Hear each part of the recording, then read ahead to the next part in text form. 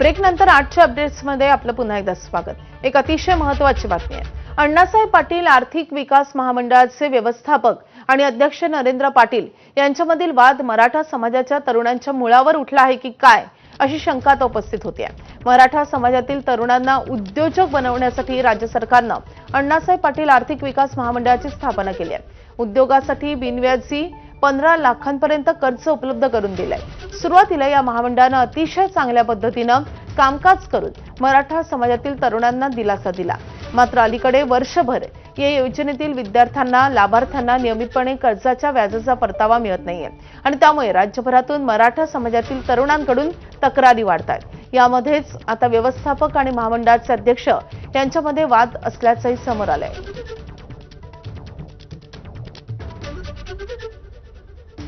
कोल्हापूरची संख्या साधारण 23,368 ही लाभार्थी आहेत।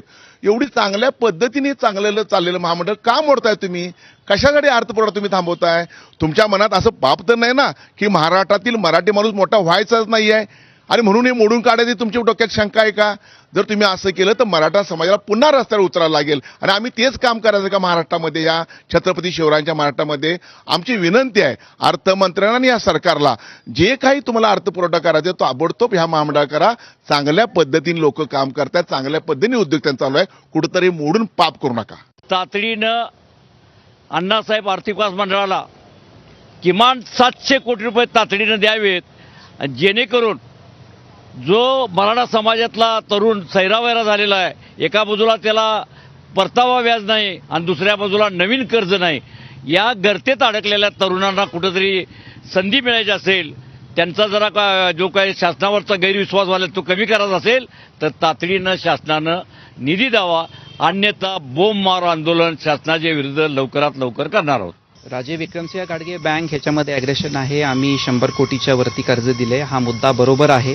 व्याज परतावा थोडं लेट आहे ही अशी माहिती आली आहे। मी माननीय मुख्यमंत्री महोदयांना हा विषय सांगितलेला आहे आणि मुख्यमंत्री महोदयांनीच खरं म्हटलं तर देवेंद्र फडणवीस साहेबांनीच बंद असलेल्या हा महामंडळाला तेव्हा निधी देऊन पुनर्जीवित केलं होतं आणि ते कटिबद्ध आहेत। नरेंद्र पाटील साहेबांच्या अध्यक्षतेखाली हे महामंडळ चालले आणि येत्या काळामध्ये मला खात्री आहे की हे रेग्युलराइज मुख्यमंत्री महोदय करून घेतील। 5 लाख रुपये घेतले होते, त्याच्यातले मी आतापर्यंत 3 लाख रुपये फेडत आणलेत, पण आता ह्या वर्षापासून त्यांचा व्याजाचा माझा परतावा आहे तो परतावा 4 ते 5 महिन्यापासून आलेला नाही। त्यामुळे आता इथून पुढे आम्हाला हप्ते भरताना अडचण येत आहे। हप्ते रेग्युलर आमचे आहेत पण व्याज परतावा न आल्यामुळे आम्हाला पुढे हप्ते भरायचे का नाही हे आम्हाला ते अडचण यायला लागलेली आहे। त्यामुळं अण्णासाहेब पाटील महामंडळानं शक्यतो लवकरात लवकर आमचा व्याज परतावा पाठवून देऊन आमचे खाते क्लिअर करावे, सहकार्य करावे। स्वतः आम्ही वेळेवर हप्ते भरतोय पण व्याजाचा परतावा परत येऊन आलाय, त्यामुळे कसं झालंय त्रास भरपूर व्हायला लागलाय। मग ते पैसे जोडणं आपल्याला करावं लागते ना महिन्याला।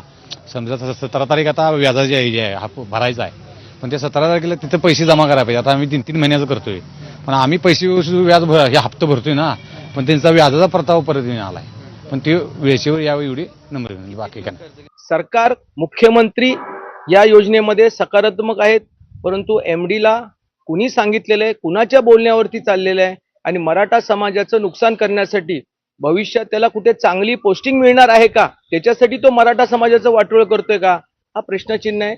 वारंवार पत्रव्यवहार केलेले आहेत, मुख्यमंत्र्यांच्या लक्षात आणून दिलेले आहेत, आमचे मराठा उपसमितीचे अध्यक्ष आदरणीय विखे पाटील साहेबांच्या पण लक्षात आणून दिलेलं आहे, परंतु दुर्भाग्याने अपेक्षित असणारा मला न्याय मिळत नाहीये आणि लाभार्थ्यांचं प्रचंड नुकसान ऑक्टोबर महिन्यापासून झालेले 2025 पासून ही वस्तुस्थिती आहे।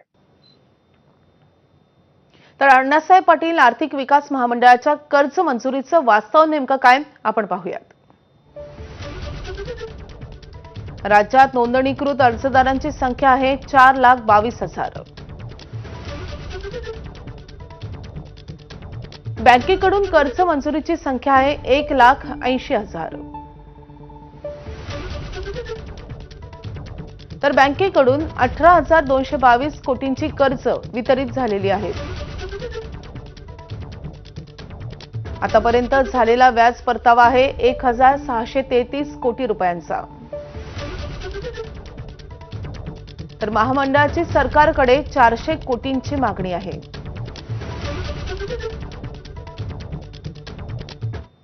वळूयात पुढच्या महत्त्वाच्या बातमीकडे। मागील 4 वर्ष प्रशासक नसल्यानं नाले सफाईची पाहणी एकनाथ शिंदे तर कधी आशिष शेलार करत होते। मात्र आता निवडणुका झाल्यानंतर मुंबईतल्या नालेसफाईची पाहणी करण्यासाठी